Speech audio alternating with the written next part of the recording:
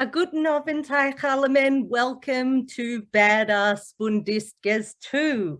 In Namen von dem Bund will ich anerkennen die traditionelle Abhitel von dem Land, wo wir treffen sich heute Abend, das Bundverhandvolk von dem Kullenvolk, und wir geben ab Covid sehr Imes und Aves von dem Avel, von dem Ossid und Zukünftige. On behalf of the Bund, I respectfully acknowledge the traditional owners of the land on which each of us find ourselves this evening, for many of us being the Bundwurrung people of the Kulin Nation, and we pay our respects to their elders past, present, and emerging. My name is Devorah Zilberman, and I have the great pleasure of hosting the much anticipated sequel to Badass Bundistkes, a celebration of the fierce females who have contributed to the success of the Jewish Labour Bund since 1897. They're badass, they're Bundistkes, they're back. From very early on in our history, the Bund advocated for the rights of Jewish working women, highlighting their challenges as being equally important as the challenges facing men. Women rose to prominent roles within the movement, and these women continue to inspire Bundisten today.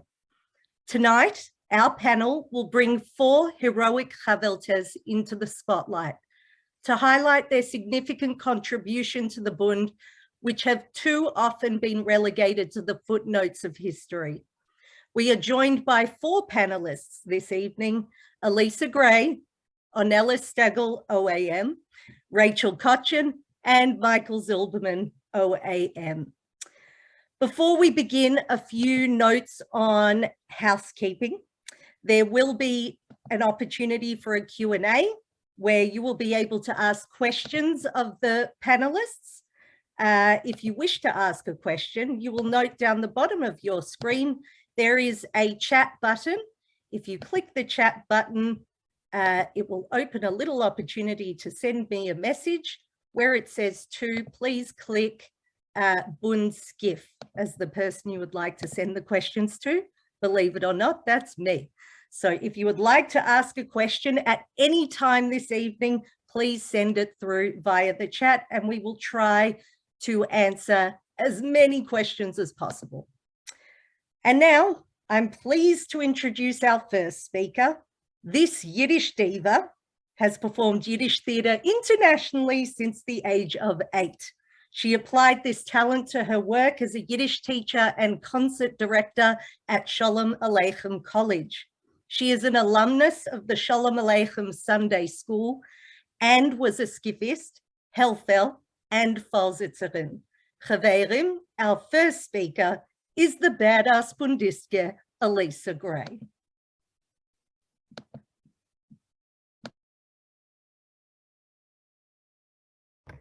Hello, everybody. Oh, Devorah, I'm so impressed that you know that alumnus is the singular for alumni. That's badass as far as I'm concerned. Today, I'm going to be speaking about Asya Bik. Apologies to anyone who's heard me speak about her before, but as Devorah says, you can never get too much Asya Bik. The name Asya Bik came in my aura at one of my first camps. It was probably 73, 74 Gramps. And I just remember hearing Asya Bik, unser Kreis, wir kommen auf 29 days, Asya Bik is der älteste Kreis in Skiff. That's when I heard the name. It didn't mean anything to me at that stage, but it was out there. Fast forward to first Barramunga camp, 78, 79, and I got to be in Asya Bik Kreis. And this is where the love affair began.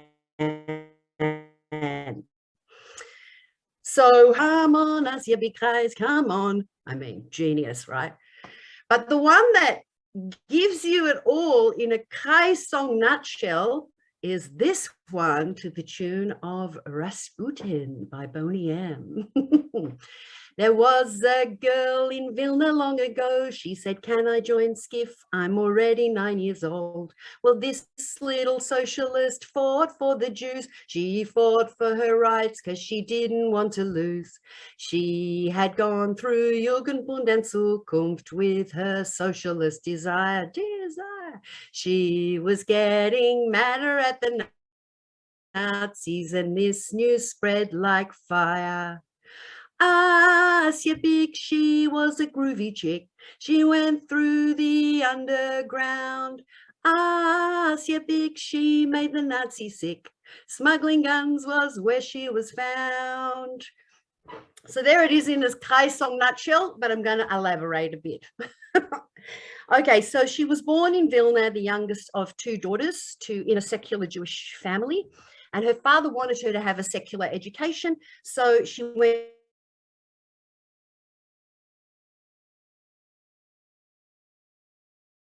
to the Jewish public school.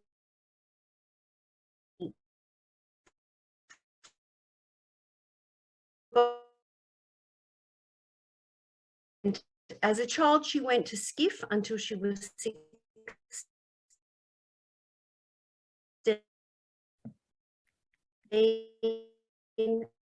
And then she went on to the Jugendbund and Zukunft. And this is where I will form completely enmeshed in the workers' movement through all of this. And she was also recognized as a, can you hear me? Oh, it's giving me bad messages on this thing. I'll keep talking. She was also recognized as a hard worker and a great contributor. And she considered the members of the Bund to be mishpoche. When the terrors began in 1939, they arrested, a lot of the big machers in the Bund. And no matter where she went, no matter who was dragging her off where, she always had in her hand a Bundistische phone, and she was waving that sucker everywhere. So once all the terrible things started to happen, there was more work that had to be done by the Bund, but in secret. And it was more desperate than ever. And she continued to work tirelessly, and she was educating young children and teenagers. When they moved into the ghetto, she was one of the most active in the underground Bund. When the ghetto was liquidated, a last Bund conference was held to discuss what to do. And Asya and 4 of her friends made an escape via the sewers to the German side, and they separated into 2 groups, to try and have a bit of luck, I guess. And they went to 2 separate hiding places. So she was with Avram Voynick and Yankiv Kaplan, and they all of a sudden were surrounded by the Gestapo, and they fought. They had guns, they shot. They managed to kill Max Gross, a Gestapo research officer, and then they were arrested. For the next 24 hours, they were tortured. And the next day, which was September the 24th, 1943, the last remaining Jews of Vilna were assembled and forced to watch the 3 of them being hanged. And despite the fact that they had obviously been tortured, one of the onlookers was reported to have said that Asya was actually smiling and shaking her head when she looked out at the crowd. So they were publicly hanged, and as most of us know, Asya's last words were "Lang soll leben der Sozialism," long live socialism. And apparently she died after those few minutes, still with a smile on her face, which was quite unnerving to her murderers, and she was 21. So honestly, my only expectation about going onto the Bund when I was young was that, all right, I'd just end up on the Feuerkomitee making sandwiches and cakes and serving Gläser Latte. Well, thank goodness we've evolved since then. That's all I can say. But we, the badass Bundistkes of the now, we don't have to lay our lives on the line for the cause. You know, we're very fortunate in that respect. But back then, when they were confronted with that decision, Asya Bic did it because she was truly badass. And I mean, there's no comparison between the badasses of now and the badasses of then. But honestly, people always talk about if you could have a dinner party with 5 people who are no longer on this earth, then who would they be? And Asya Bic is 100% on my list.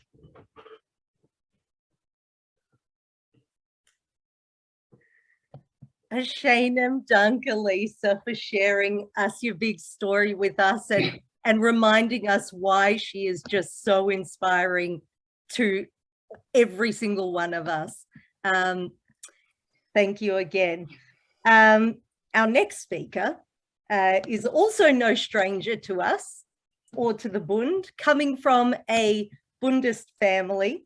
She grew up in Skiff and the Bund, first starting Skiff as a skiffist in 1954 and then volunteering as a Helfel. Like our first speaker, she also attended Shalom Aleichem Sunday School and taught there. She has been actively involved in labour, health and community politics, thus exemplifying the values of the Bund in these endeavours. Please welcome Ornella Stegel, OAM.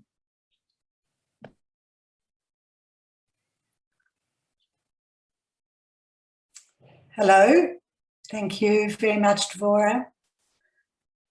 So, we ready? I've lost myself, so what's happened here? I've just put the screen up for the presentation, but you're at the top. I'm up there, am I right? Okay. So, my choice of a badass Bundistkes is my mother, Paula Dubinsky, von der Heim Kirchensweg. An ordinary woman who rose to meet the terrible challenges of extraordinary times. This is young Paula when she was just 15 years old, probably about the time she joined the Zukunft. She was all her life in the Bund, of the Bund and for the Bund, representative of many who owed their lives to the guiding light of the Bund. She kept the flame burning as it does even today in Melbourne, our outpost of Bundism in the world. My parents lived through the most dramatic moments of the last century. I grew up in that shadow, but counted by the shelter of the Bund. Oh, goodness me. Why does my screen freeze? Sorry. Paula was born in 1918 in Warsaw. Her father, a tailor, a bourgeois Zionist, but her mother was a Bundist. She was the youngest daughter of 7 children with 2 sisters and 4 brothers. She went to school with Mark Edelman and stayed in contact with him her whole life. Just before World War II, the Bund had become the largest Jewish political party in Poland. But it was always more than a political party. It was a way of life, or as Jack Jacobs describes, a counterculture with a secular, Yiddishist, revolutionary, socialist, anti-Zionist orientation, comparable perhaps to a religious faith. Paula was raised in the Mishpacha and the organisations of the Bund, Zukunft, the youth organisation, with its active and dynamic kreisen, providing young people with evening courses, cultural activities, choirs, theatre groups, sports, hiking and summer camps. She was a gymnast in the Morgenstern, the sports organisation, with an emphasis on non-competitive sports, gymnastics, cycling, swimming. Here are some of the photos of the Morgenstern at work, young men and women. In 1931, at the International Workers' Olympic Games, held in Red Vienna, there were 100,000 athletes from 26 countries. Morgenstern in Warsaw sent 300 worker athletes to these games. Next photo, yeah. So here's a photo of what they were capable of. And Paula was also a first aid worker in the Zukunftssturm, the Young Fighters, an elite paramilitary group with uniforms and a disciplined chain of command. Its purpose was to protect Bundes at May Day demonstrations and generally for Jewish self-defence. Not only symbolically important for the Jewish community, but very effective in practice. Paula's brother Chaim was a vice commander and she met her future husband Yossel here. Family legend has it that he showed her how to flail a ball and chain on their first date. But the war was coming and Warsaw fell to the Nazis in September 1939. Paula at first stayed with her parents at 42 Pavia Street, but then followed Yossel to Bialystok, across the Buk River to the Russian side, hitchhiking, she told us, with young German soldiers, part of the way. Oi Gewalt. In Bialystok, they linked up with heroines from Bund. In mid-1940, Stalin ordered the roundup of political groups. The Bundes were first in line. They were transported by train and dumped in the Republic of Komi, subarctic northern Russia, a plateau at the western base of the Urals. They were in a special settlement, the 3rd Division of the Gulag, separate to the labour camps and penal colonies. Not as severe, perhaps, as under Nazi rule. At least they had escaped Poland and the German invasion of Bialystok, which they surely would not have survived. But it was still terrible. They were freezing, famished and frostbitten, exposed to disease and lice. 6 Bundesheroines, including Heike and Herrscher Mokotov, shared a primitive hut. They remained together for 6 years, the entire war, and they survived together, working in the forests as timber cutters and foraging for mushrooms and potatoes, which they bartered for sugar and flour with the Russian peasants. Amongst many deaths, they were sustained by their Bundes values and their hopes and belief in a just future. The group eventually made their way to Ukraine, near Kursk, seeking but failing to join the new Polish army of Wanda Wasilewska. That was in 1944.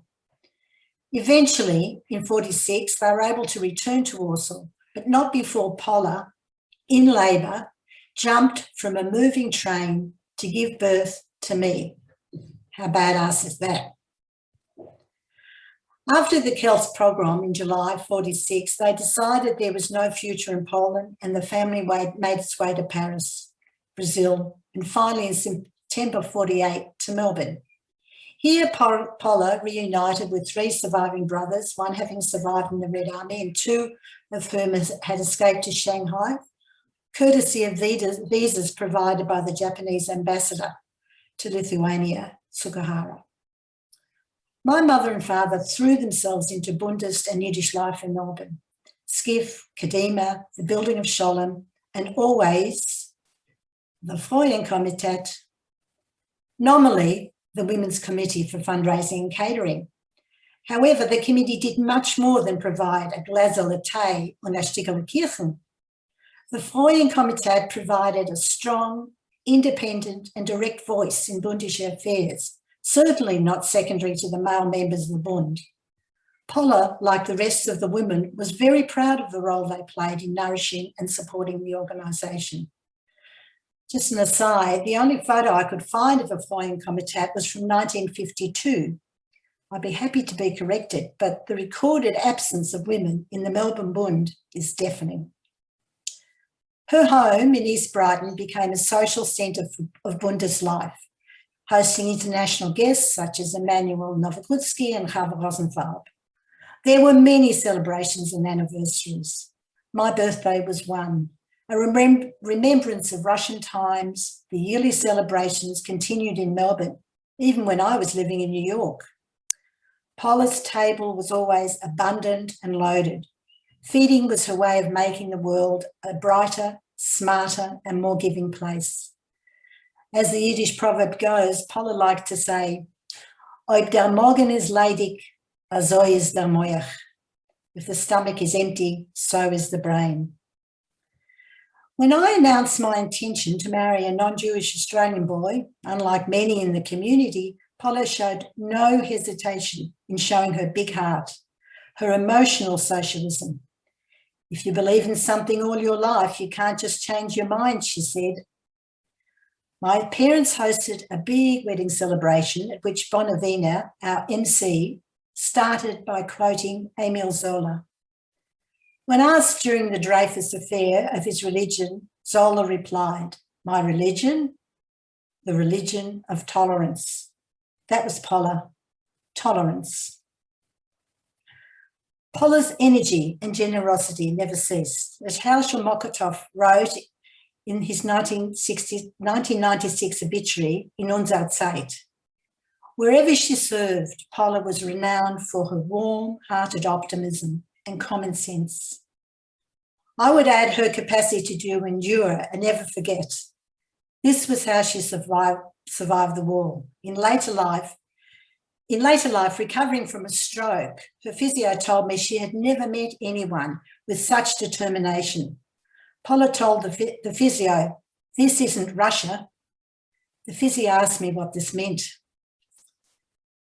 During her stroke episode, her cognitive status was assessed with a mental status exam in English, not Yiddish. It's not always a reliable test, and she did appear confused. But when asked the standard question, "Who is the Premier?" It was Jeff Kennett. She answered, "That Gunneth?" She failed the test. We knew better.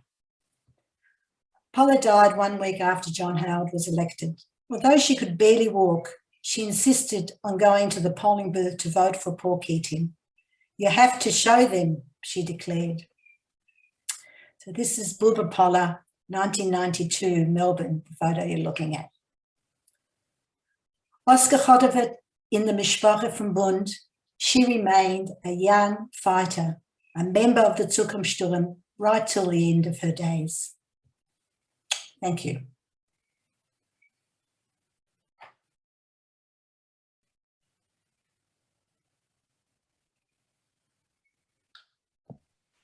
Ashanim Duncanella for sharing your mother's story with all of us. Truly one of the unsung Chaveltes of Melbourne. And we will discuss the Freuen Komitet in Q&A, no doubt. Our next speaker, our third speaker this evening, is a role model and plays a vital role in our movement.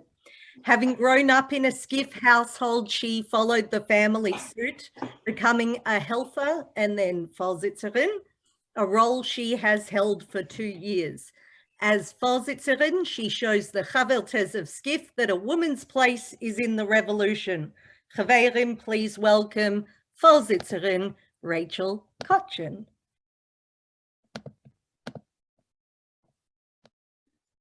Thanks, Deborah. So to be completely honest, when Deborah asked me to speak tonight, I wasn't really sure who I was going to be speaking about, but I thought back across all my cries names and none really seemed to pop out. But when I started to do my own research, I came across one of the women I see as one of the most badass Bundistkes, and it actually happened to be the seminar cries name when I was in middle seniors. So today I'll be speaking about Dina Blond. So Dina was born Shana Fagel Shapiro on March 1st, 1887 in Vilna. When she was in high school, she was part of an education circle formed by young people to help with self-study, where she first felt a strong sense of community. When she was only 17, Blond had an active role in the Russian Revolution, where she joined the Bund. She was passionate about advocating for workers' rights and was even selected to represent Vilna employees at a conference in Moscow. When she was asked about this, Blond attributed her successful selection to her application speech, which she chose to give in Yiddish compared to her fellow candidates who spoke in Russian. Before the Shoah, Dina was active in party work and translating. She actually translated over 30 works of literature into Yiddish by the time she turned 50. During the First World War, Dina lived in Vilna, where she met her husband-to-be Benish Michalevich, who was also a prominent Bundist leader. Together they moved to Warsaw, the Bundist capital of the time, and soon after she became the chairwoman of the Yiddische Arbeiterfrau, or the YAF, the Bund women's organization, as and was also the editor of the weekly women's page Freien Winkel, which was the Bund newspaper, in the Bund newspaper Neue Volkszeitung. At the time, the YAF aimed to address the needs of Jewish working class women, encouraging Jewish women to enter the ranks of the Bund, as well as helping the Bund address the needs of its constituency.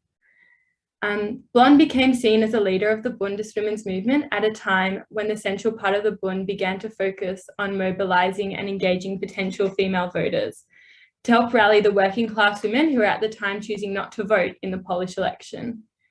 She played an important role in this engagement as she organized women's activities for the Jewish working class, focusing strongly on education as well as family programs. She even coordinated numerous daycare centers and summer day camps. This would have played a huge role in helping to show women the power they could hold by choosing to vote, particularly in bringing more socialist leadership in Poland. While the principle of gender equality was overwhelmingly supported within the Bund, at the time, the movement was dominated by a view which saw its female members, as we've heard, in subordinate roles as helpers and mothers of future Bundist heroes. In her role as chairwoman of YAF, Blond headed an active campaign for birth control to help fight the reduction in women's activities within the Bund. Just before the Shoah, Dina was viewed as the most important female voice in an inner-party debate about the role of women in the movement. Men in the party said that the absence of women was due to their attraction to the more upper-class culture and values, which was distancing them from the Jewish working class and thus the principles of the Bund. Dina, however, argued that the illegal underground work that mostly involved behind-the-scenes tasks that women undertook pre-1914 had better corresponded to the modest and self-sacrificing attributes that women were instilled with at the time, which allowed them to have a more active role in the movement then. After the war, after 1914, the rise in legal actions in the public arena where Bund members had to present before large audiences, essentially the antithesis of how women were expected to act at the time, made it almost impossible for women to feel as though they could play an active role in the movement at that time. Blond argued that in order for women to participate in the Bund of today, they needed to first overcome the patterns of behaviour that their grandmothers had passed down to them. So that's sort of a snapshot of Dina and what her life was like in Poland as part of the Bund. And I believe that Dina's legacy of advocating for women's rights, both within the movement and outside of it, has lived on until today. Within SCIF, we have more female helfer than male, and we're advised by a Jugendbund with two strong and passionate female co-chairs, Alana and Indigo. And within the Bund as well, I am surrounded by some of the strongest Bundistkes that I know of. As a helper in Vorsitz, I'm truly inspired by the work of Dina and her advocacy for women empowerment by helping to give women the freedom to take control of their own futures. And this is something I also hope to pass down to the Skifisten today. In Australia and around the world, where I see so much room for improvement in women's rights in areas including but not limited to equal pay and bodily autonomy, Dina's strength and courage to stand up against the patriarchy and fight for what she believes in truly highlights the power of using your voice, and that power is always stronger when it's bolstered by a community. Hartelijk dank. Hartelijk dank, dear Rachel, for proving that Dina blondes do have more fun. And while we're at it, if I can just embarrass you for a little bit, Rachel, as we mentioned earlier, Rachel has been Vorsitzerin SCIF for 2 years now, punkt in the middle of a pandemic. And so I think we can all agree that, that together with Geordie and Sam and the entire Helfer group, that you have all done a phenomenal job. And I think, Rachel, you have well and truly cemented yourself in the Melbourne Bund's history as a badass Bundistke. Our final speaker is a stalwart of the Bund in Melbourne. He has dedicated his life to the community, volunteering with a variety of organisations and co-founding the Penina Zilberman Yiddish Cultural Trust. He has been involved in ethnic community broadcasting at various levels, including at 3ZZZ and J-Air. He has also worked with the Amalgamated Clothing and Textile Workers Union in New York. Please welcome the President of the Jewish Labour Bund, Michael Zilberman, OAM. Thank you, Devorah. It's strange when you read that out to realise what my professional life actually is, which is an accountant. The choice that I made was fairly straightforward and I won't say stands out, but typifies what I have experienced in the Bund here in Melbourne. Nella spoke about her mother, and the person that I'm about to speak about shared a very similar path and fate, although she was a little bit older. And some of us on this Zoom will have met this person and will have dealt with her in the running of Skiff. And I'm speaking about Esther Ostroborsky Goldman Albert. Esther Ostroborsky was born in 1911. Her parents educated their 5 children in the secular Yiddish schools of Bialystok, which opened under the German occupation during World War I. Somewhat ironically, that German occupation brought a lot of liberation to Jewish communities throughout the occupied areas. Esther grew up in Skiff, Zukunft and Morgenstern, which Anella spoke about before, the sports organisation of the Bund. As a very young woman, Esther began to work in the office of the Bialystok Bund, where her handwriting was constantly put to good use. I presume you know what I'm referring to.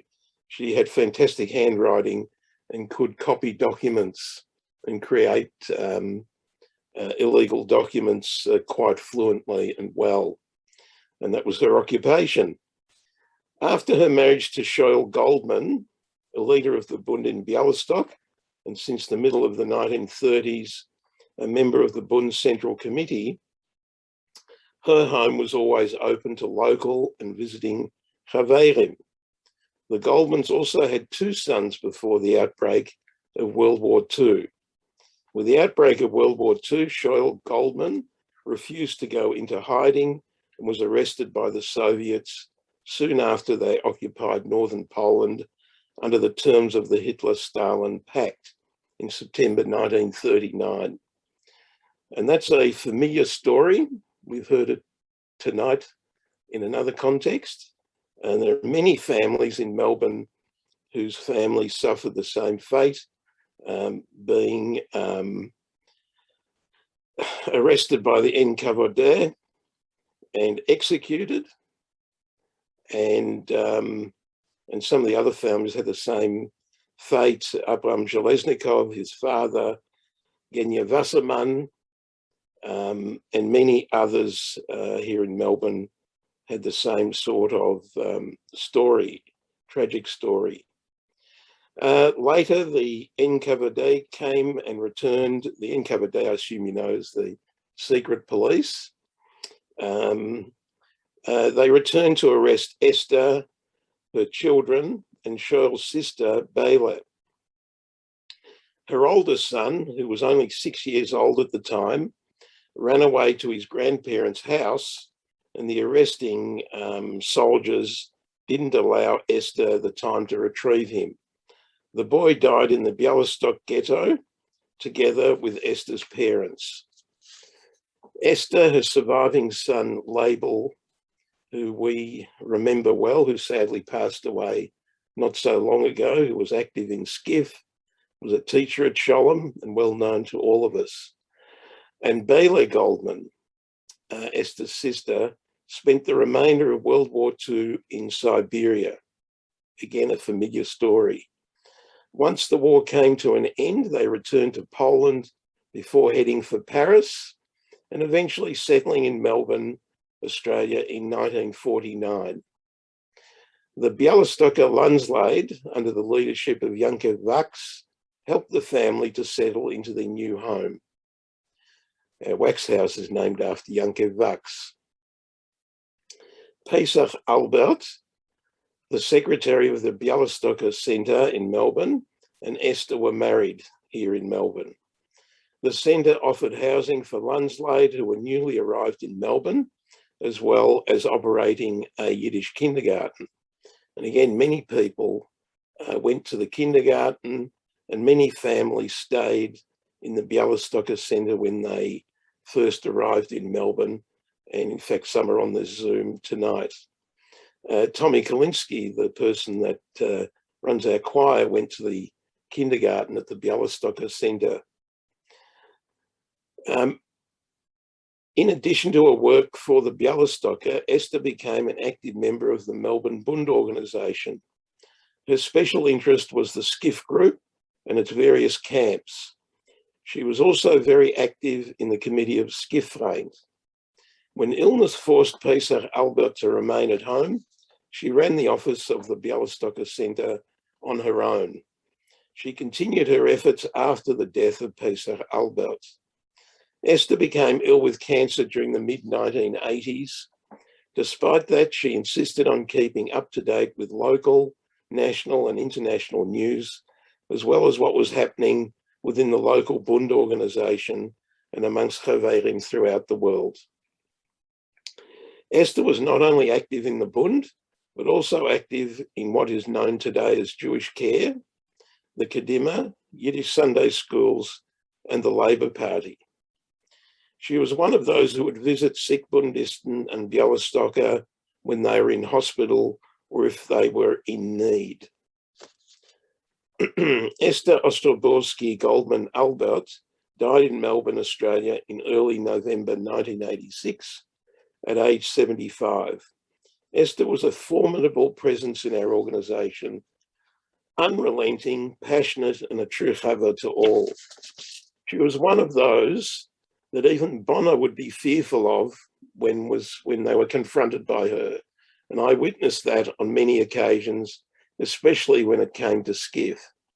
She was totally fearless and Bonner would demur to Esther Albert. Now, I have to give you a little example of my association with Esther Albert, which happened when I was manager of the skiff camps. So I was given the task of purchasing food. So I astutely sat at home with the helper of the day and the Vorsitzers, the Kommandanten as we call them, to work out the food order. And we worked it to exacting details in the true Pinier tradition. Every slice was calculated, every nutrition was calculated. And I produced this, because I'm an accountant, produced this great spreadsheet. So on the designated day, I was to go with Esther Albert to buy this food. So Esther asked me for the list and she looked at the list for about 5 minutes, a couple of minutes. She folded it up, she put it in her bag and off we went. Where did we go to? We went to a warehouse that was the warehouse of the Half Case warehouse. I don't know if people remember that institution. It was the first time that you could buy large quantities of food at a retail level, but this was actually the warehouse. The owner of the warehouse or Half Case system was Mr. Shostak, who I actually knew because he was a part of the Vilna. Anyway, what happened was we arrived at the warehouse and she asked for Mr. Shostak and he came down. I'll never forget his expression. His smile became a frown because he knew what was coming. So she did not take out the list from her bag. We proceeded to walk around the warehouse and she would point and she'd say that. And he'd take it off the shelf and she'd look at it and she'd say, no, it's too close to the use by date. I don't want that. But he said, I'll give it to you for free. And she would say, no, not good enough. So she'd find what she wanted. She'd point to it, present it to her. And Mr. Shostak would say, okay, well, that's going to cost so many pounds, as it was in those days, before decimal currency. And she looked at him and says, oh, no, no, no, no. That's not what it's going to cost us. You know that already. And this went on and on and on until it came to the Rechnung to add it all up. And he added it all up, and she looked at it and looked at him and said, no, divide that by 2. And he says, I've already discounted everything off the floor. And she says, and then she went into the speech about skiff. He knew what the speech was already from prior years. And he says, all right, enough already. I've got too much work to do. Fine. You can have it for whatever you want to pay for it. It's okay by me. And he signed off. And then I looked at the trolley and I realized that wasn't going to fit in my car, of course. And she turned to Mr. Shostak before we got away and said, oh, no, no, I want you to deliver it as well. And he turned around and he says, deliver it as well? And she says, yes, you'll deliver it for us, won't you? And he agreed to that as well. And I thought that was a great picture that happened not just one year, but happened every year.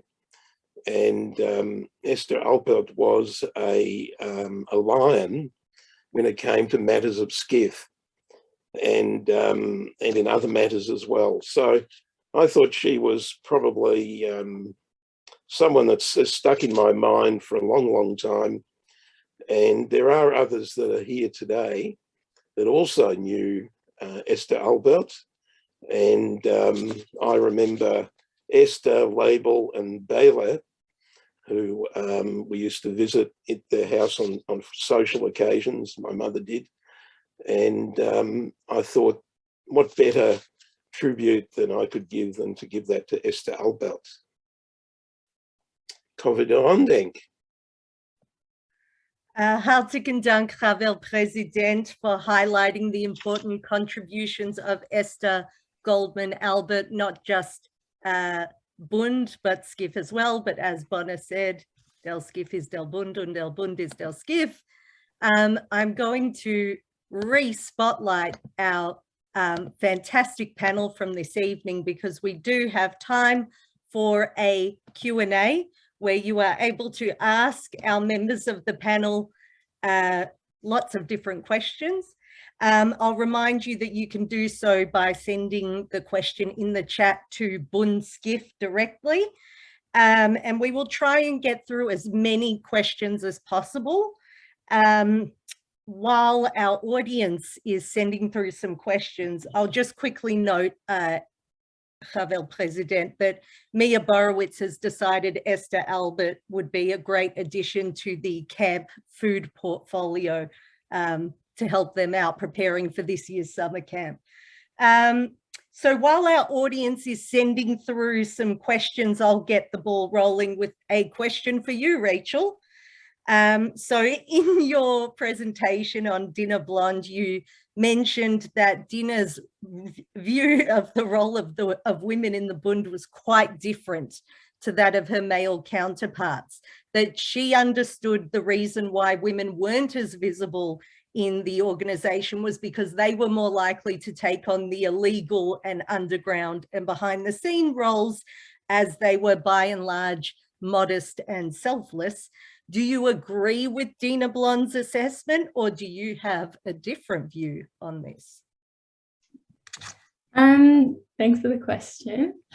I think it's really difficult to say, but I do agree that a lot of the role of women at that time in the Bund was a product of the time.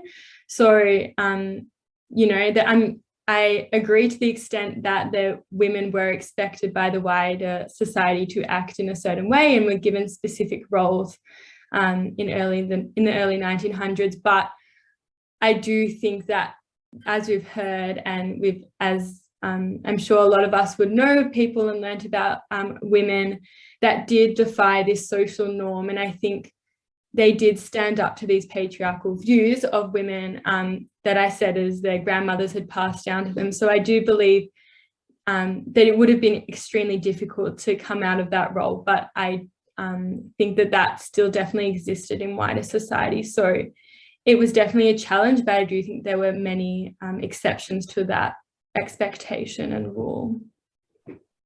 Thanks, Rachel.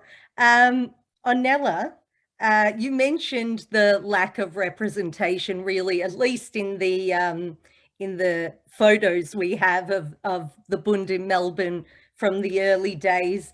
How do you think the role of women in the Bund in Melbourne has changed over time? Well, I don't think today's women would be satisfied to only belong to a Freuen Komitee. That would be the main change. You know, I mean, and it wouldn't just be Freuen in whatever Komitee was responsible for catering and eating. I mean, it's a significant change, but again, it was, you know, that was of the time. And I think it's very important when you look at things historically to look at it in context. But having said that, I mean, I remember the number of occasions in which my mother would, you know, be cooking and baking for the Freuen Komitee for a meeting. And it was, you know, and then you go along and they were discussing what was on the agenda. I mean, it wasn't like they just sat out in the back in the kitchen and they had a view, and believe me, their husbands knew what their view was. And God help them if they said the wrong thing in the meeting. And that was a lot, but none of that. How do you record that? How do you document that? It just sort of disappears. But Michael, in the only photo that I could find, which was in some Bund publication, the 1952 photograph of the Freuen Komitee actually has Esther in it. That photo was on the wall in Waxhouse. Ah, well, there you go. And there were a few women in it that I knew, but my mother wasn't. So I did, yeah. Thanks, Ornella. I think you've just touched on something really interesting. You've said that when we talk about the history, how do you record these conversations that happened zwischen die Freuen or behind the scenes? And I've just had a message come through from Arlette that her memory of the women was there was equality in terms of points of view being expressed, as you just mentioned, Ornella. I guess my question is, how do we make sure that those stories get recorded and get told? You asking me? I think let's open it up to the panel. It's not an easy question. It's certainly something we've continued to try and respond to, I think, over time, and certainly is not specific to the Bund. This is a weltliche Krenk. But how do we ensure that these stories aren't just footnotes in history? Reality TV, the real Freuen Komitee of Melbourne. I'll take it to the Bund committee meeting next week, Elisa. And obviously occasions such as this is, you know, I mean, this is one way of doing it. I mean, but you have to, it doesn't just happen by itself is, I think, the answer to your question. You've got to really make an effort and think about documentation and think about how you record. And, you know, I mean, I'm not a librarian, but I reckon if you got in a good librarian, they could give you a million things to do, a million ways of doing it. It's not quite. I'm glad to say that we're currently, one of the Bund's great projects of this year is our digital archiving project, which will hopefully be available to the public very soon and includes many of these badass Bundistkes of Melbourne. So hopefully that archive will shed some light on these wonderful women as well. MZ, you are currently the president of the Bund in Melbourne and obviously have had that covered for many years. What do you think is the future of women in the Bund? I'll answer that by saying to Ornella, I remember your father very well, and he insisted on joining the Freuen Komitee because he was quite offended that there was this segregation. So he actually was a part of the Freuen Komitee, and he would serve the tea along with everyone else because he didn't think that was appropriate at the time. But to answer, Didn't know that. yeah, I remember it well. To answer what Devorah's asking, there's two things that have happened and need to continue to happen.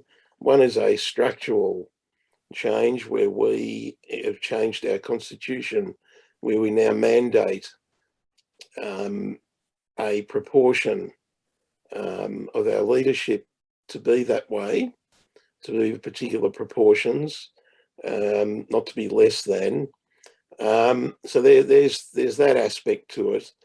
And the second one, I think it's a fairly natural process where we just need to ensure that we give space to people, so that, and that's what's happened quite clearly. So the voices that need to be heard, I believe, are being heard, and that's something that the leadership, and I'm not just referring to me, are very cognitive of, and just sometimes need to sit back a little bit, take a deep breath, and understand the world doesn't just consist of yourself, and to be open to different people with different ideas, with different perspectives.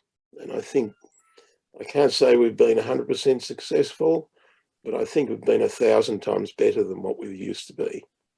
Oh, yes. Thank you. Elisa, I have a question for you as one Vorsitzerin to another. We've got two Vorsitzerins here, Elisa and Rachel.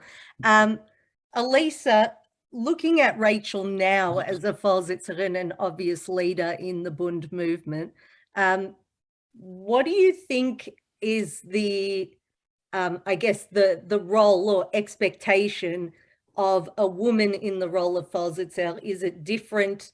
Are the pressures higher being a female in that role? Is there more expectations of you? I'm keen to get your thoughts. Look, you know, back in my day, we thought, you know, there was equality and equal rights and women had come so far. And when I look back at it now, there's just stuff we weren't aware of. And I just don't think it makes any difference if the Vorsitz is a male or a female or anything else in between, that, you know, the expectation of the Bund and the Jugendbund is that they will do an outstanding job and represent the values of SCIF and the Bund to the best of their abilities. And it doesn't matter who fills that shoes as long as they do it properly and respectfully. Thanks, Elisa. Another question for the whole panel. And this might be our final question, so it's a big one. How do we ensure that we don't end up with the women's contribution today in the Bund being viewed in similar light to Dina Blond's assessment in her day? How do we ensure that in the future, in the history books, when speaking about the female Bundisten, the Bundistkes, that we're not just behind the scenes jobs and underground jobs, but these women are given their dues for their roles? Or do they deserve to be given their dues for their roles, might be a second question. So I'll open that up to the panel.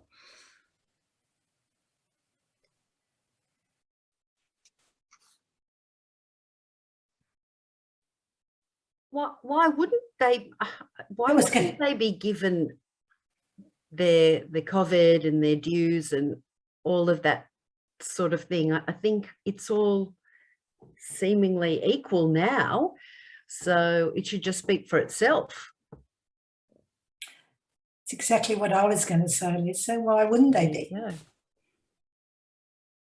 Why wouldn't they be? Who would stop it? Let's hope nobody. Yeah, who would stop it? No more. In Yiddish, it's not his story, it's Geschichte.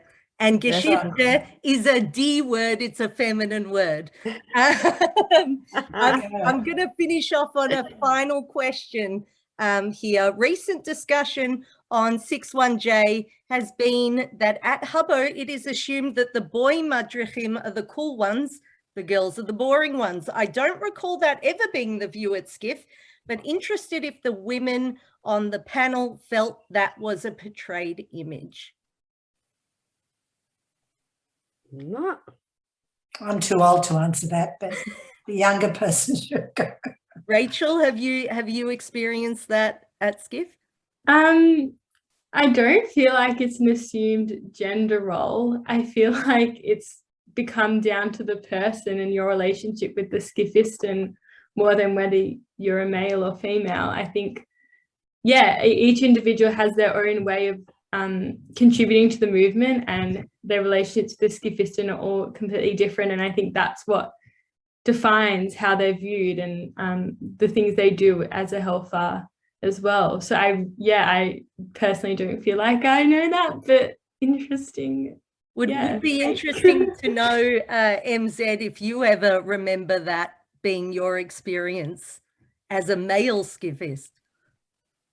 Well, I don't think that was the issue. The issue was always who was good, and I can honestly say I don't recall any of them not being good and not being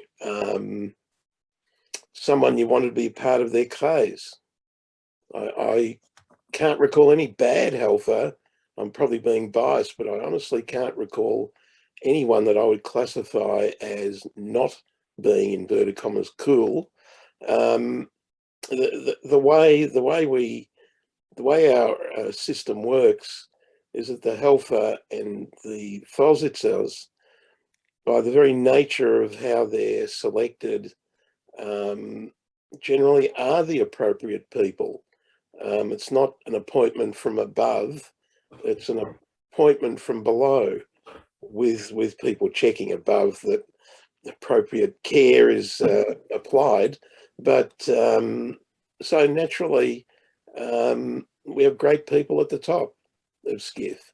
So I never came across that in all my years at SCIF or later, that was ever an issue.